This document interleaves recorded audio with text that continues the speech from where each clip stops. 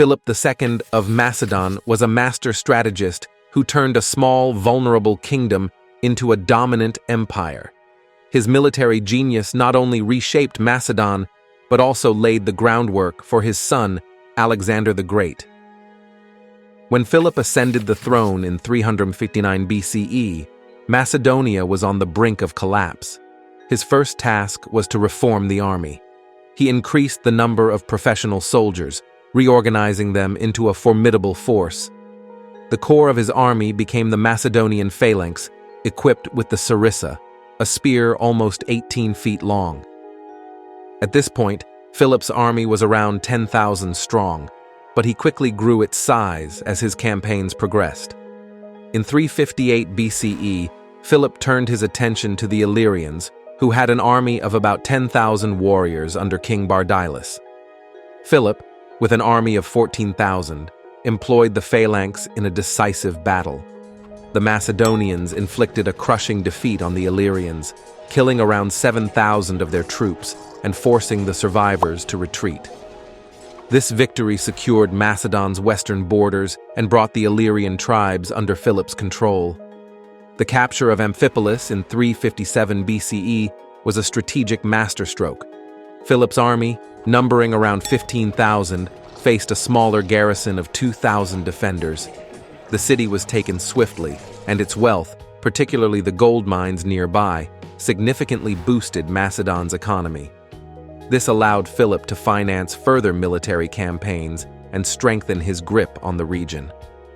In 356 BCE, Philip continued his coastal campaign, targeting Pydna and Potidaea. Pydna, defended by a garrison of 4,000 troops, fell after a brief siege by Philip's now 16,000-strong army. Potidaea, with about 3,000 defenders, followed soon after. Philip's strategic use of alliances, particularly with the Chalcidian League, ensured that these victories tightened his control over the northern Aegean, weakening Athens' influence in the region. In 354 BCE, Philip besieged the Athenian outpost of Methone. The Macedonian army, now numbering approximately 12,000, faced a garrison of around 3,000 Athenian troops.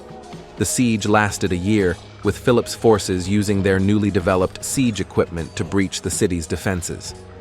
Methone's fall gave Philip control over key coastal territories, although he lost an eye in the battle, a sacrifice that symbolized his commitment to Macedon's expansion. Philip's military successes were matched by his diplomatic skills. During the Social War, 357-355 BCE, he avoided direct conflict, instead focusing on consolidating his power.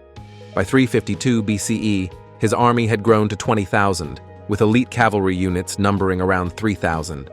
By 339, after defeating the Thracians in series of battles, most of Thrace was firmly in Macedonian hands.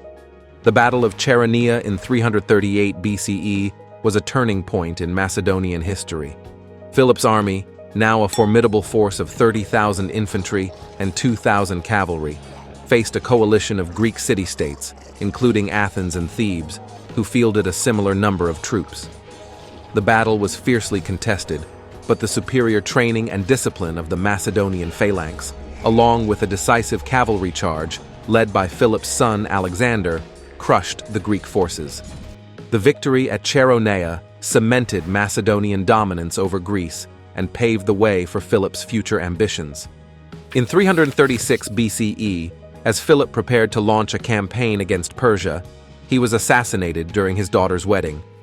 At the time of his death, Philip had transformed Macedon into a dominant military power, with an army of 32,000 highly trained soldiers and a vast territory that stretched across Greece, Thrace, and into the Balkans.